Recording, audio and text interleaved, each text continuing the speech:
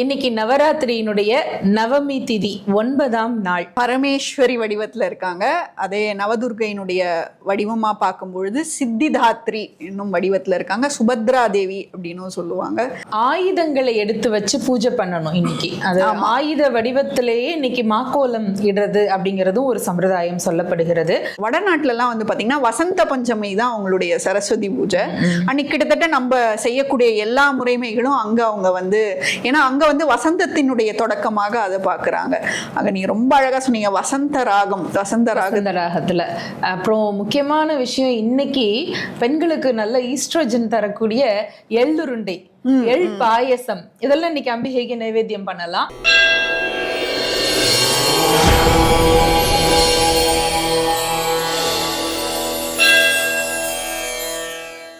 தெய்வத்தமிழ் TV நேயர்கள் அனைவருக்கும் அன்பு வணக்கம்.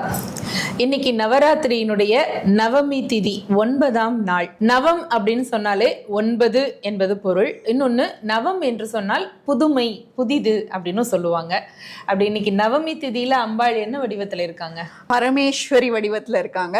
அதே நவதுர்கையினுடைய வடிவமா பார்க்கும் பொழுது சித்திதாத்ரி என்னும் வடிவத்துல இருக்காங்க. சுபத்ரா தேவி அப்படின்னு சொல்லுவாங்க.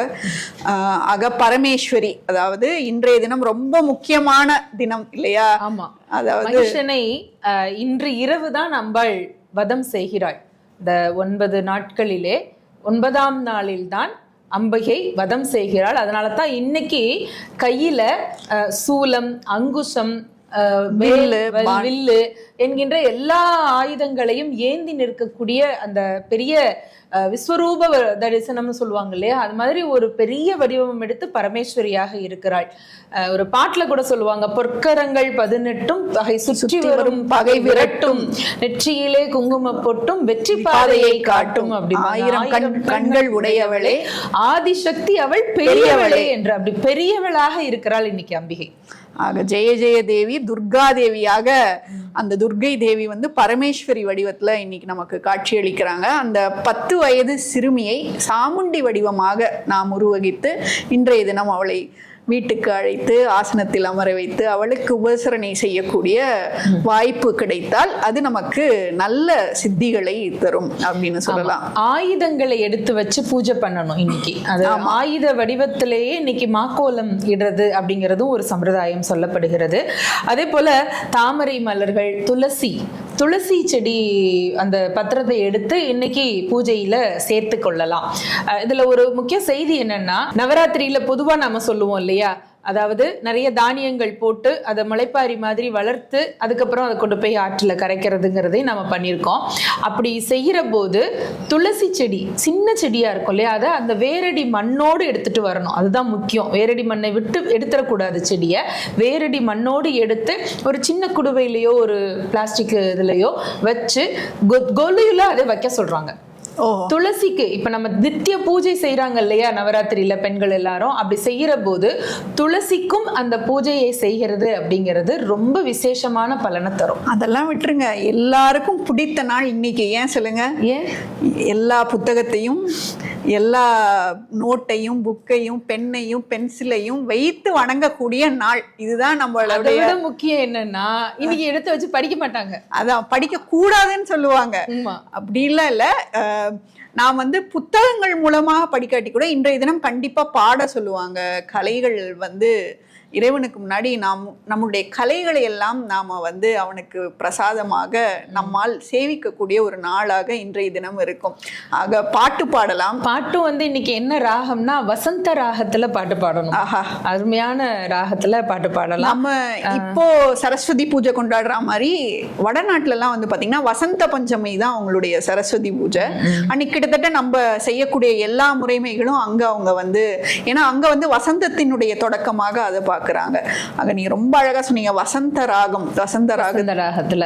அப்புறம் முக்கியமான விஷயம், இன்னைக்கு பெண்களுக்கு நல்ல ஈஸ்ட்ரோஜன் தரக்கூடிய எள்ளுருண்டை, எள் பாயசம் இதெல்லாம் இன்னைக்கு அம்பிகைக்கு நைவேத்தியம் பண்ணலாம்.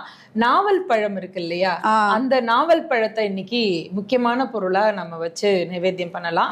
வேர்க்கடலை சுண்டல் அது இன்னைக்கு ரொம்ப விசேஷம் அப்படின்னு சொல்லுவாங்க.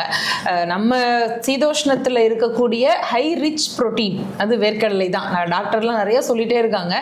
அந்த வேர்க்கடலை சுண்டல் இன்னைக்கு செய்து நைவேத்தியம் செய்யலாம்.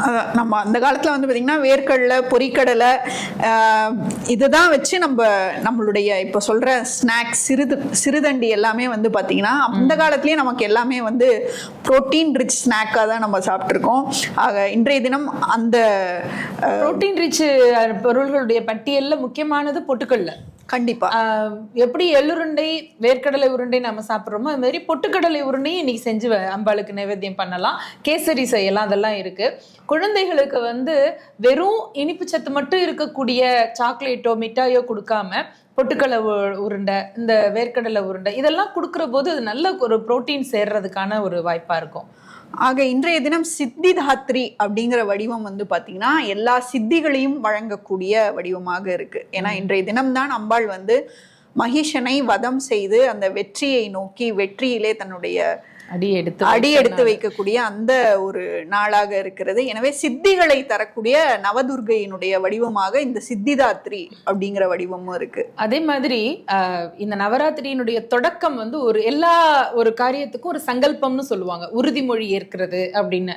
அம்பிகை என்ன சங்கல்பத்துல அவதாரம் செய்தாலோ அந்த நோக்கம் நிறைவேறுவது.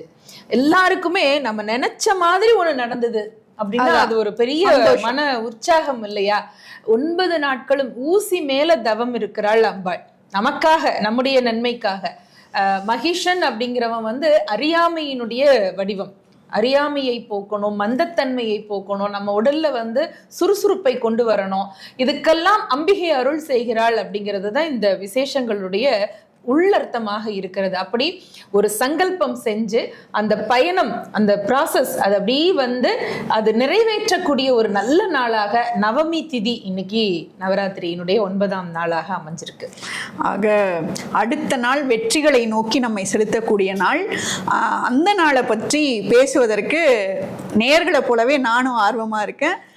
நாளை தசமியில் சந்திப்போம். அதுவரை நன்றி, வணக்கம்.